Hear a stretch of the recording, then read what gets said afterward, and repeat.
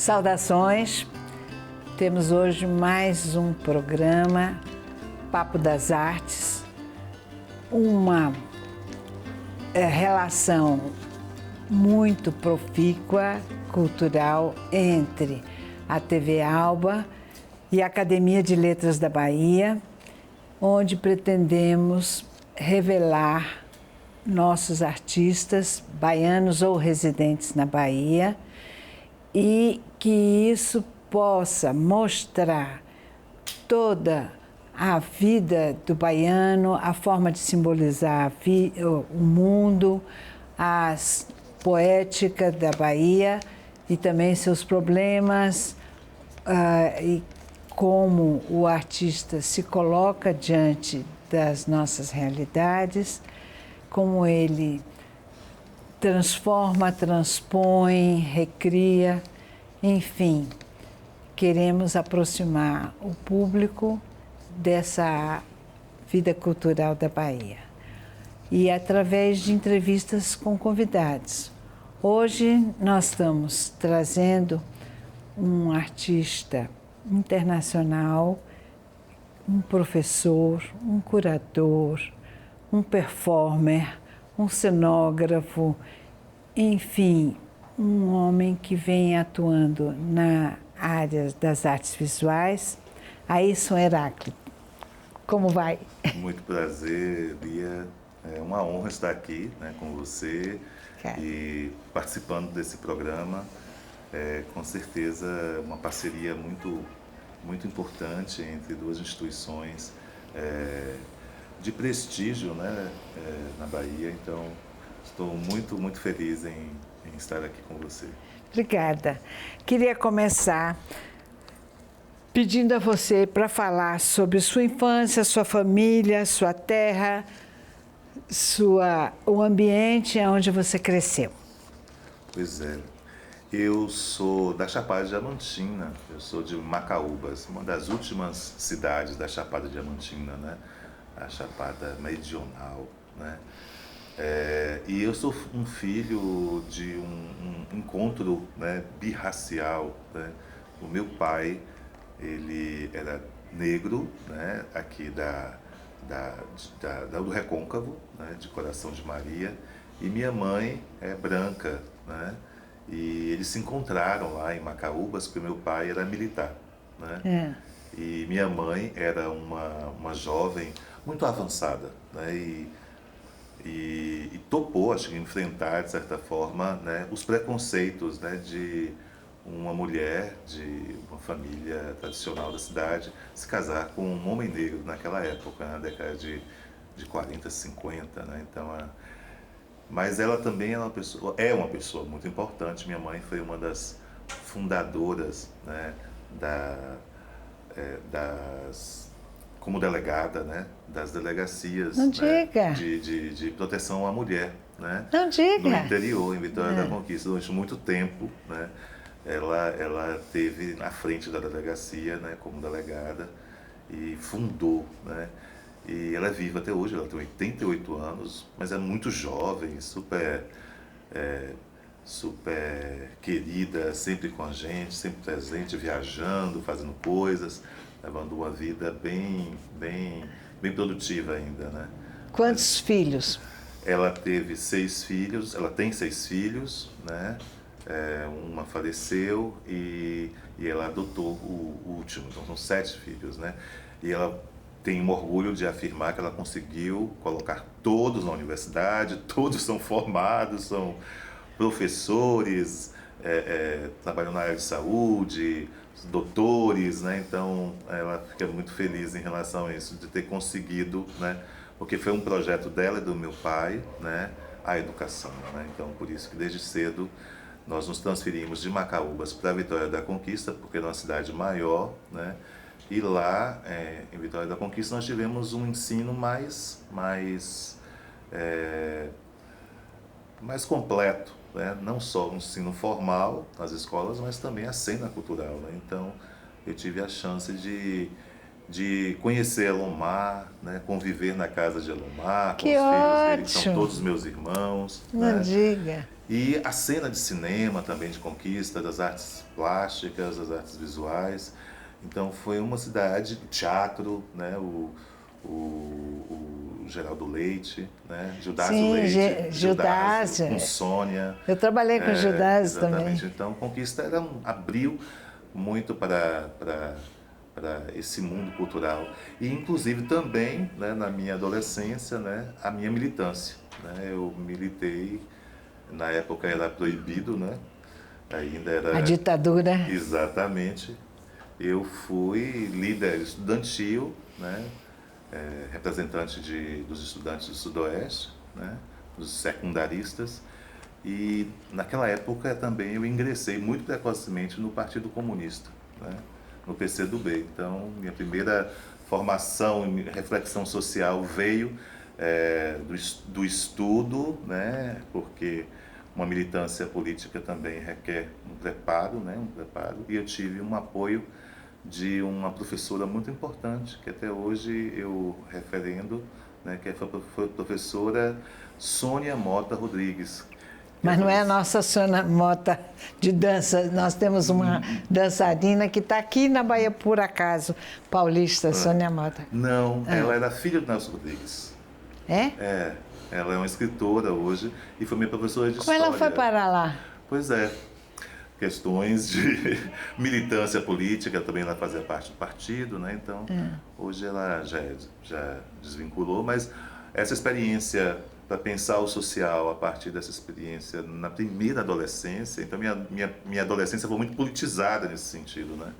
Você entrou para a política antes das suas experiências criativas, artísticas? Paralelo, né? E, ao mesmo tempo, eu me afastei também, né, pelo limite também dessa experiência, porque eu não me senti inteiramente confortável, né, com um projeto de uma arte socialista, né, o realismo socialista, né? Então, eu sempre fui muito apaixonado pela vanguarda, essa ideia da vanguarda, da invenção, e, de certa forma, o partido, né, controlava também os seus membros. É uma incoerência, né? Exatamente. E aí, aos poucos, eu fui ficando independente, né? Passei a ter uma visão política mais anárquica do que socialista, né?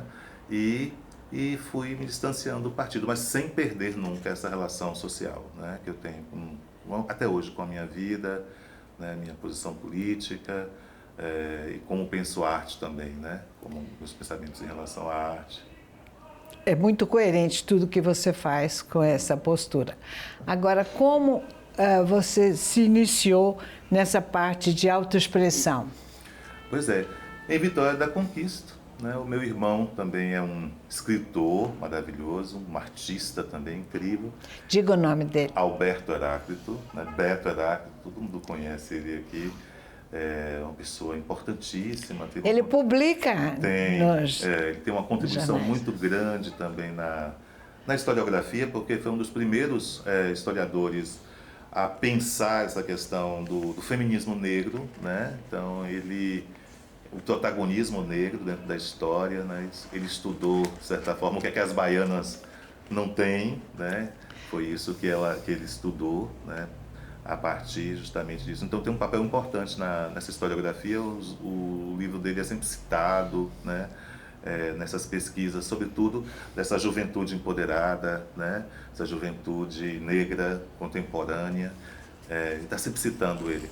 Mas com ele que eu comecei a pintar. Né? Ah, foi? Foi. Porque ele pintava... Ele é mais velho que você? Ele é mais velho do que eu. Ele pintava e eu, ao mesmo tempo, amava, né, ficar nos bastidores. Eu tinha um feitiço pelos materiais artísticos, as tintas, os pincéis. Eu quase que preparava toda a cena para ele pintar. E depois, quando ele ia embora, eu tentava fazer isso nos versos, né, das telas dele. Sim. Eu começava a desenhar nos versos, assim, e depois botava na parede, aí ninguém via, né? Então, durante muito tempo, era muito escondido isso, eu mantinha em segredo. Mas aí essa energia criativa começou a explodir dentro de mim e eu comecei a ganhar prêmios. Que lindo. Prêmios aos 15, 16 anos, prêmios de concursos de arte, né, em instituições em Vitória da Conquista. Prêmios esse que ele até hoje vem ganhando e continua cada vez em nível mais alto.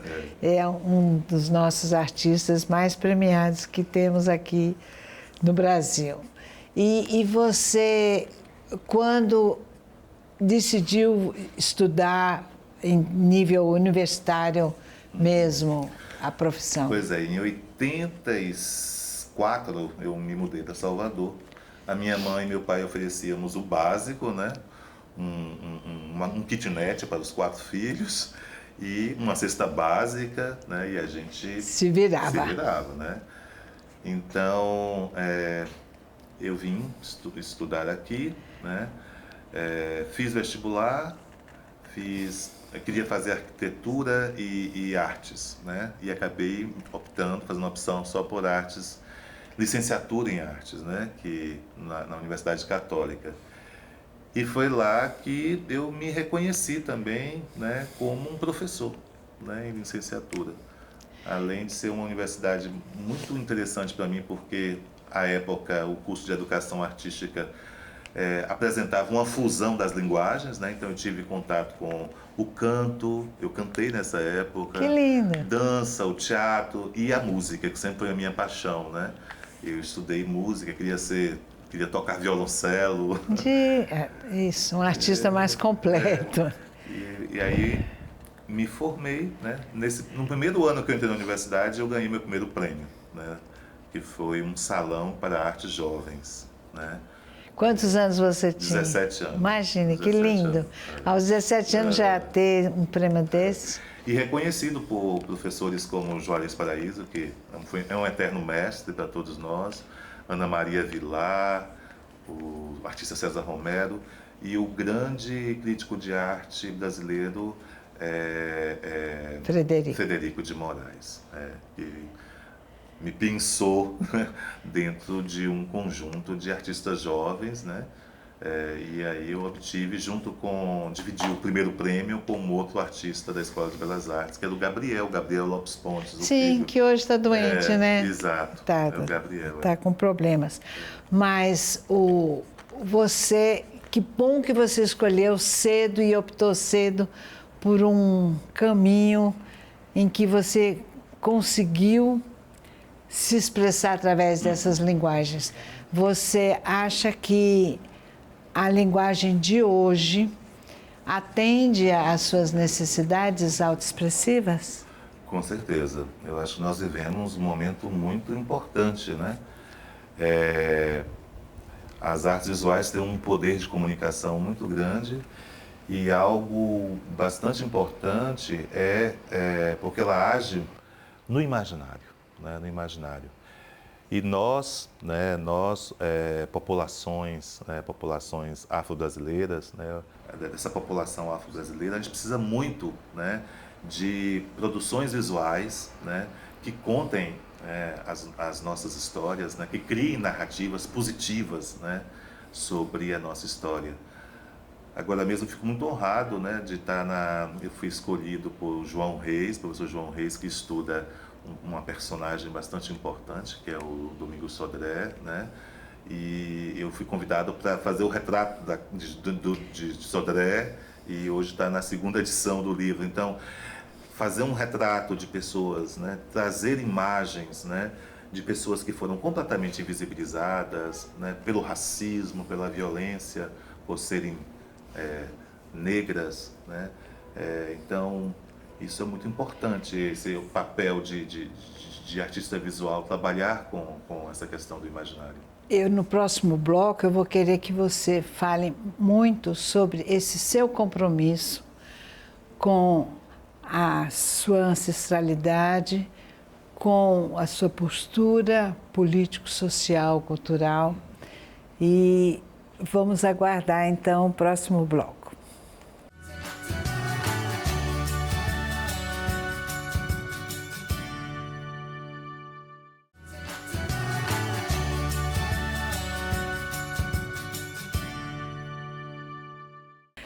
começando o segundo bloco com entrevista com Airson Heráclito.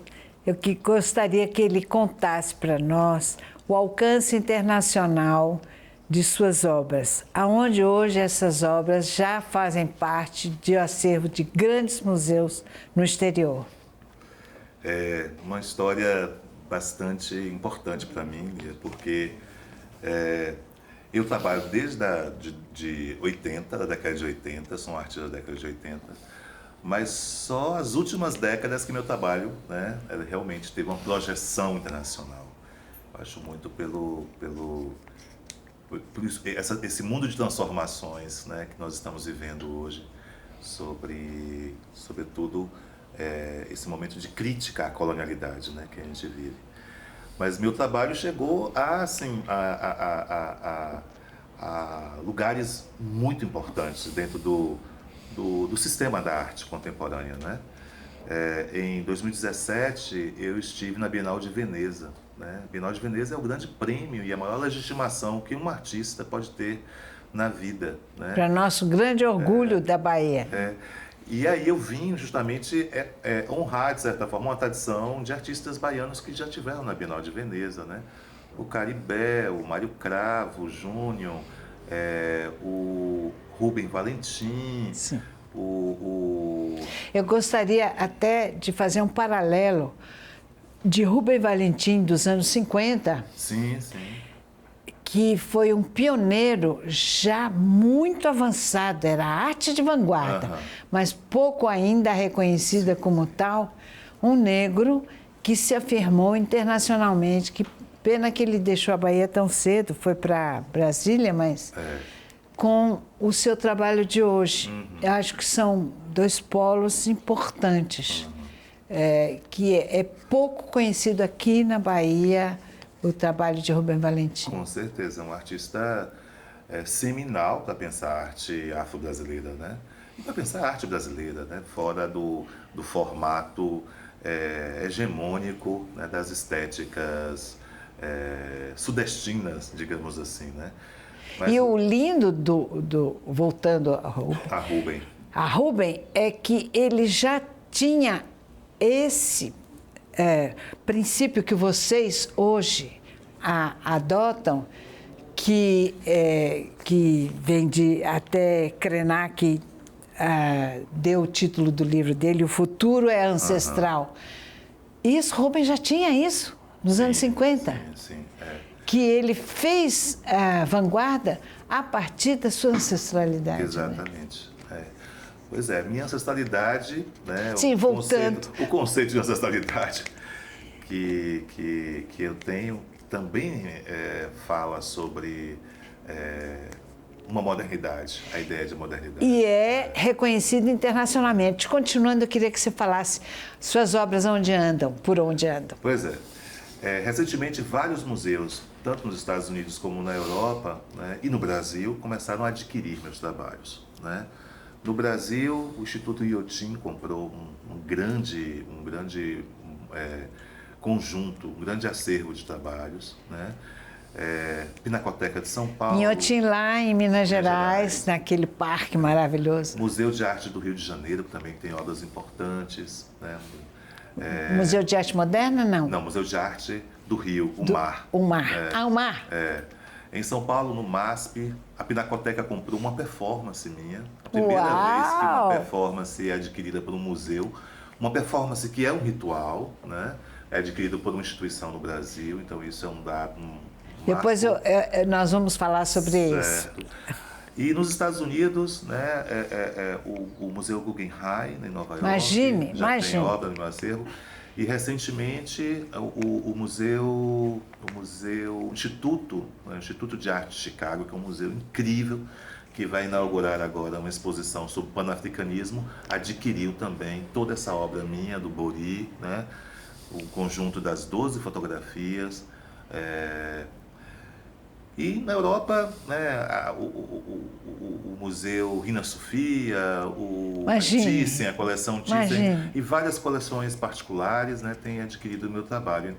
Então, o trabalho tem ganhado uma dimensão, né, uma proporção bastante importante, porque ele já está em acervos de instituições muito tradicionais, né? Isso é importante porque a gente vê também o quanto essas instituições se transformaram e estão se transformando, né? Para absorver uma obra que até então era vista pejorativamente no Brasil, porque eu sofri disso, de uma obra muito regional, né?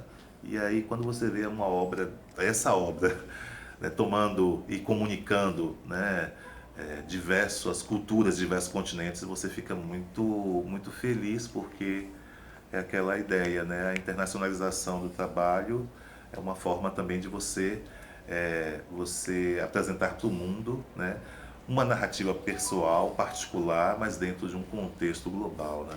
O bonito é isso. Ele, para conseguir essa dimensão internacional, ele não precisou se travestir das Sim. obras ditas internacionais. E foi a partir da sua ancestralidade que ele foi reconhecido, mais através de meios muito contemporâneos, de vanguarda. Isso tudo vem de um conceito, não é só a intuição e a criação poética e a inspiração. Isso é consolidado e construído através de toda uma elaboração. E eu gostaria que você falasse um pouco, já no papel de curador, qual é o conceito que, a mim, ainda é difícil de compreender exatamente o que é arte contemporânea. Qual a diferença da arte moderna para a arte contemporânea? Pois é.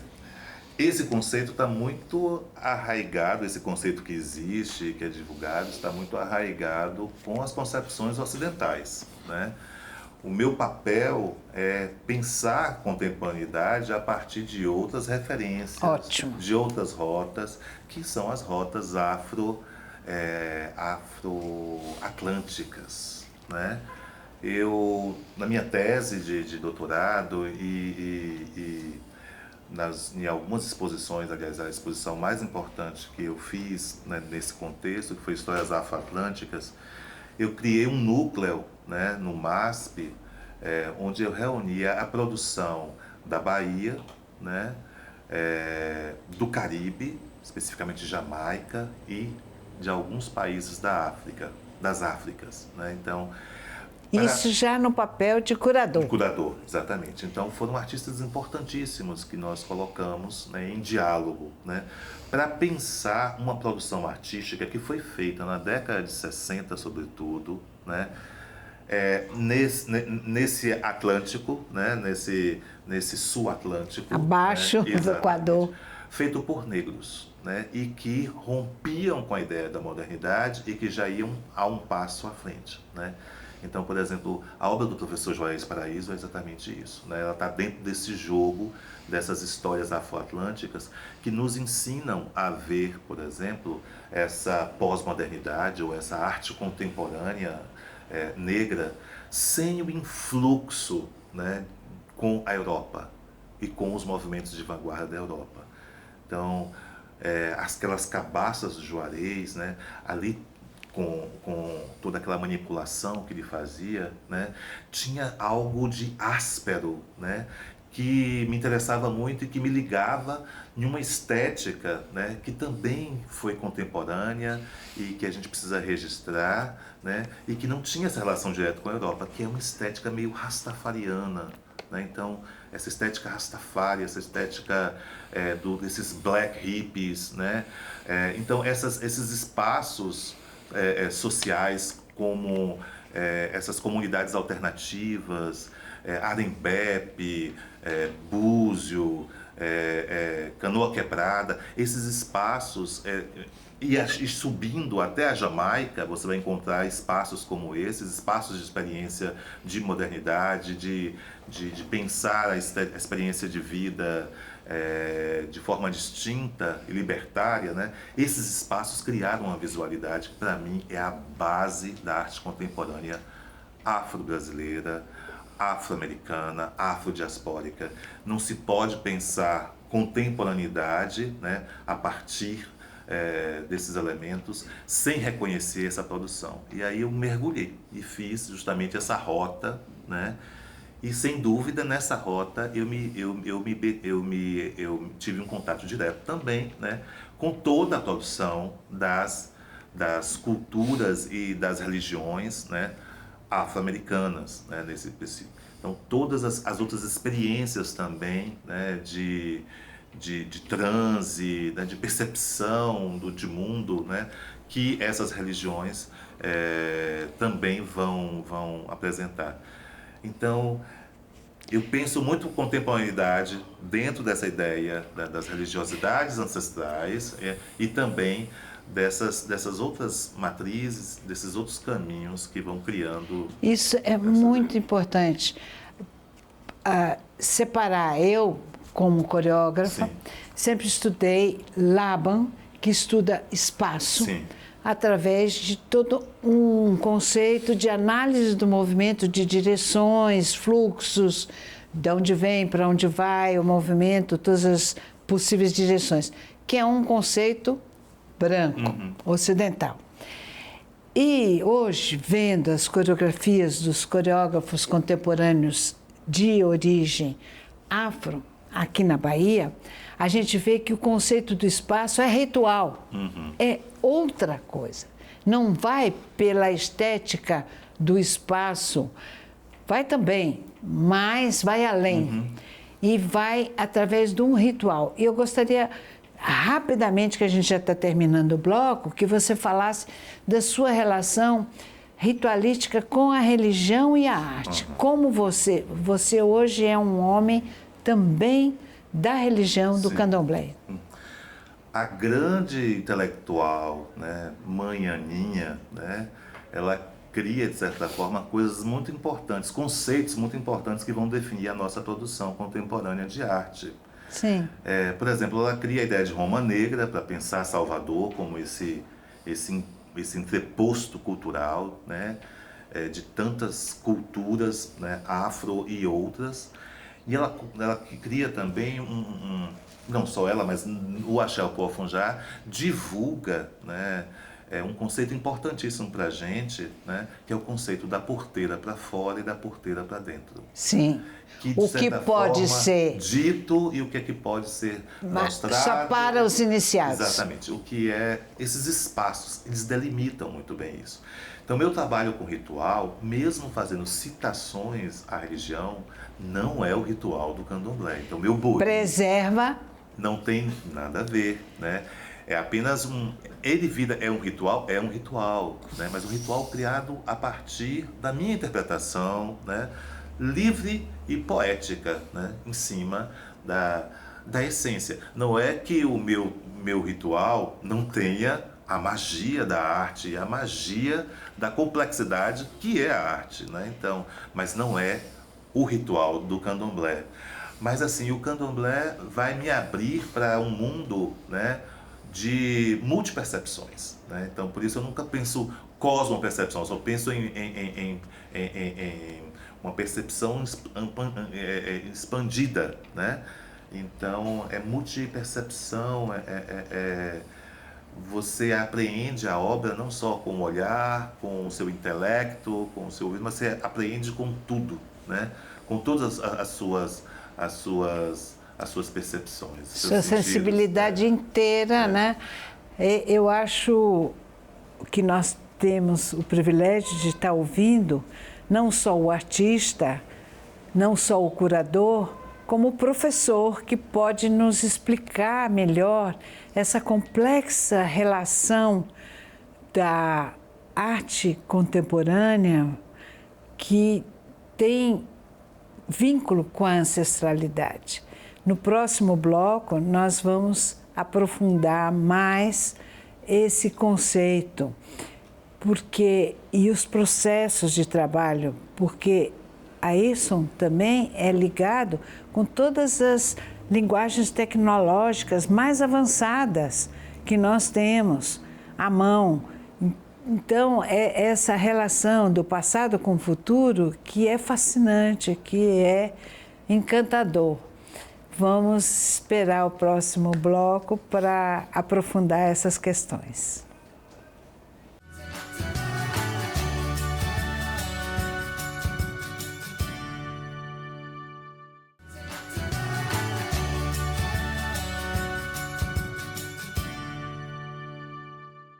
Retomando o terceiro bloco de nosso Papo das Artes, com o convidado Ayrson Heráclito, eu vou pedir para ele falar um pouco agora de suas obras, seu processo de trabalho, de criação, de produção e principalmente seu conceito. Você, como eu sou fascinada, eu como coreógrafa, sou fascinada pelo trabalho de Ayrson, como performer, como diretor de performances e o seu conceito cênico e ritualístico sobre isso. Pois é, eu trabalho com diversas mídias, né? Diversas mídias da fotografia, eu faço aquarelas, né? Eu faço esculturas, filmes, mas a performance acho que é a grande centralidade assim, da minha pesquisa atual. Mas também eu comecei como pintor, né? E eu trago também muito conhecimento da pintura, né? Principalmente para compor as imagens, para pensar as imagens, né? E sobretudo a partir de alguns conceitos iorubanos, né? Sim. Que pensa a imagem, né? Como ela deve ser feita, né? Dentro de uma tradição artística iorubana que é bastante diferente da ideia de composição ocidental que a gente aprende na academia, né? Então, meu trabalho é bastante diverso, trabalhei muito com materiais, né?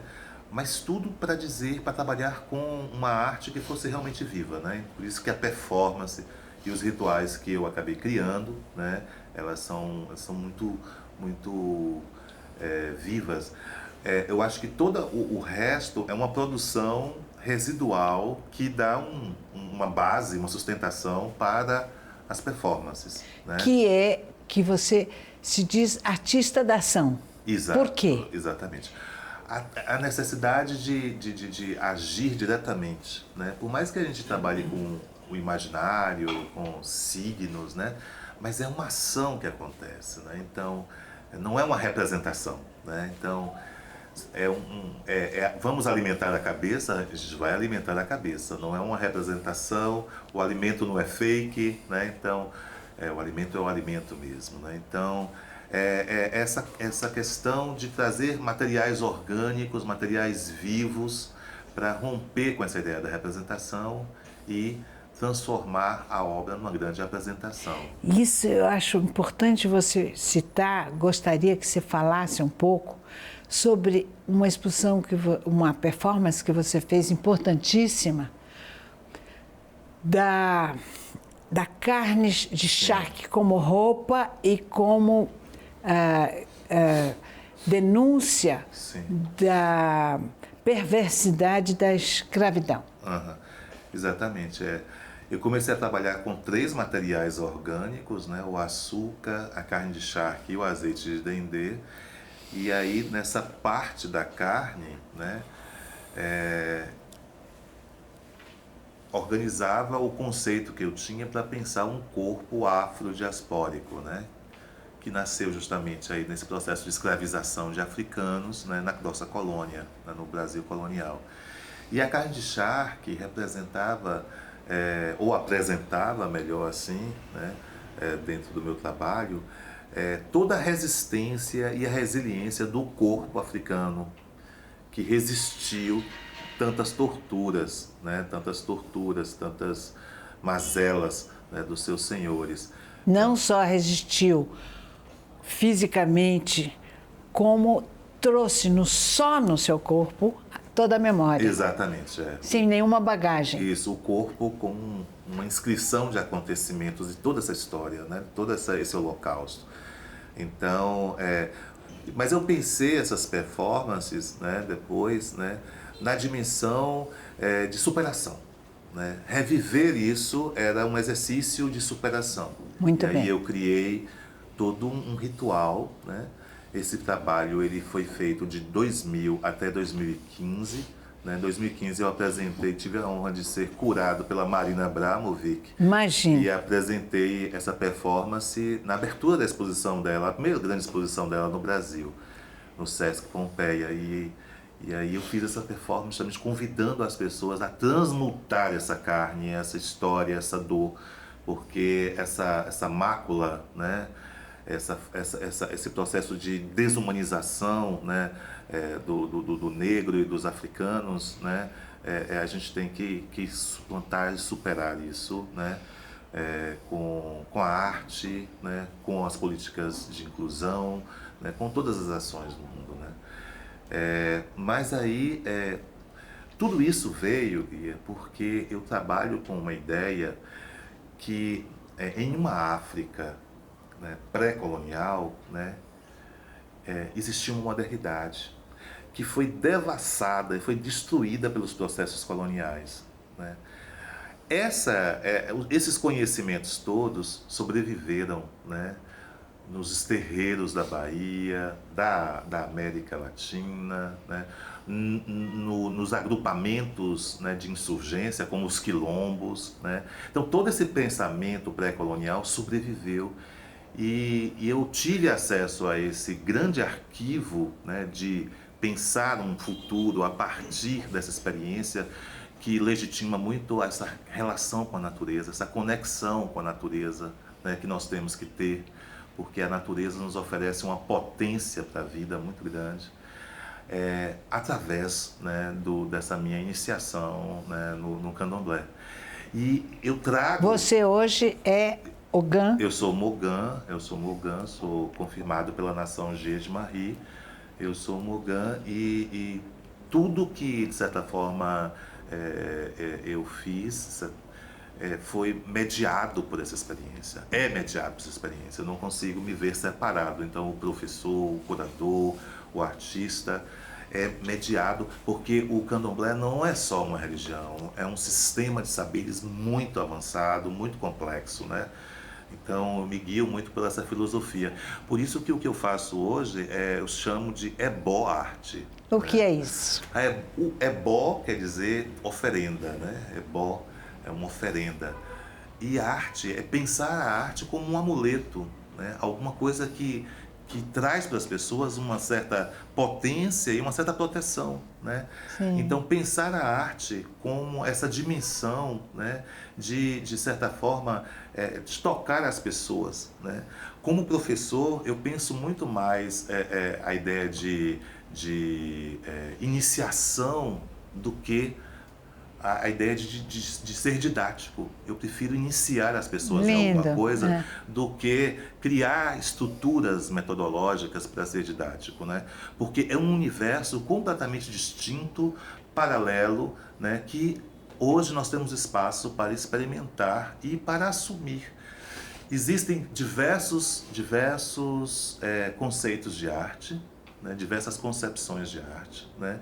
E as concepções afro, né, são bem distintas das ocidentais. Né? Então, a beleza para a gente, né, que está representada no conceito de Odara, né, diz que para ser belo tem que agir de alguma forma, tem que ser útil de alguma forma, tem que alimentar você de alguma forma. Né? E o alimento para essas culturas, né, sobretudo a iorubana, né, não é só um alimento físico, mas é um alimento espiritual. Nós precisamos ser nutridos, né?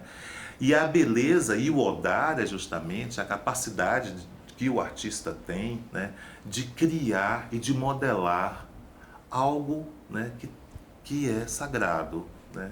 Algo que Como você pode passar isso para um aluno que não tenha ligação nem compromisso com a herança africana, que seja mais ligado a uma cultura ocidental? Esse conceito, essa filosofia. Eu tenho trabalhado muito com tecnologias de conexão, né? Sim. Que são tecnologias de cuidado e de cura, que essa herança africana nos deu. Mas independente... Né? É a filosofia. Eu costumo ensinar as pessoas a conversar com a natureza, porque é a natureza. Né? Eu aprendi, né, que, ao observar o rio Paraguaçu, lá de cima onde eu estava, né, eu fui estimulado, né, a imaginar que dentro daquelas águas, né, surgiria uma orelha, uma grande orelha líquida, e eu iria falar para aquela orelha, né, e a energia feminina daquela orelha ia me ouvir, né, e aí eu poderia conversar com aquela orelha, falar das minhas angústias, falar dos meus problemas, falar dos meus desejos, e ela ia me ouvir. E ao falar, eu estaria me conectando, né, com a energia. E a energia líquida daquele rio, a energia feminina daquele rio, né, ia ser uma potente energia de cuidado de mim, né, e de cura de todos os meus problemas, né. Isso eu acho que é muito importante, e isso se faz com a mata, né? Quando você entra numa floresta e você vê aquelas línguas verdes, né? Que são as folhas falando com você, né? E sem necessariamente pensar nas divindades, né? Iorubanas, africanas, mas pensar, se despertar, entregar para o crepúsculo, né? Pensamentos, ideias, né? Que você quer que fique na escuridão da noite, que não fique na luz, né, do dia, né? Então é viver se conectando com a natureza. Isso é a maior lição, né, que eu acho que o meu trabalho, né, propõe. Essa é a iniciação, né? Eu acho que a grande coisa que eu vou deixar no meu trabalho, eu tenho muitos trabalhos, universidade, muitos de assuntos, de questões que eu abordo, mas eu acho que essa vai ser a minha maior contribuição, né? Eu vim para ensinar, né, uma geração, né, que quando se comunica, quando se conecta com a natureza, você não a destrói, né? Eu acho que quem conversa com a Oxum do Paraguaçu jamais vai poluir aquele rio. Ele dá aula em Cachoeira, ao pé do rio. Exatamente. Então ele tem aquela natureza viva ali. Exatamente, todas as potências. E nós temos todas as potências em todos os lugares, é só a gente se conectar. Eu já falei isso na Alemanha, em Berlim, por exemplo, né? Berlim, uma cidade que foi destruída e foi reconstruída, mas tem muita natureza. E as pessoas precisam, né, aprender a retirar a potência que tem. Uma coisa linda é este quadro que ele mesmo fotografou de um baobá no Senegal, onde tem um ancestral da aldeia, onde se eventualmente há rituais de reverências a esse ancestral. Eu acho essa foto uma das coisas mais lindas. É ele em frente ao baobá, vestido de branco nesse espaço maravilhoso. Um exemplo de tecnologia moderna, de fotografia, com toda uma ancestralidade e natureza. Toda, exatamente. Faz parte de uma série chamada História do Futuro, onde eu volto às ciências pré-coloniais africanas, como a agromancia, a quiromancia, a hidromancia, a aeromancia, para pensar justamente essas formas divinatórias, para pensar, que são todas associadas à natureza, né? E esse trabalho também me ajuda a pensar uma coisa que eu venho fazendo, né, metodologicamente, que é pensar a imagem como um devir do próprio ritual.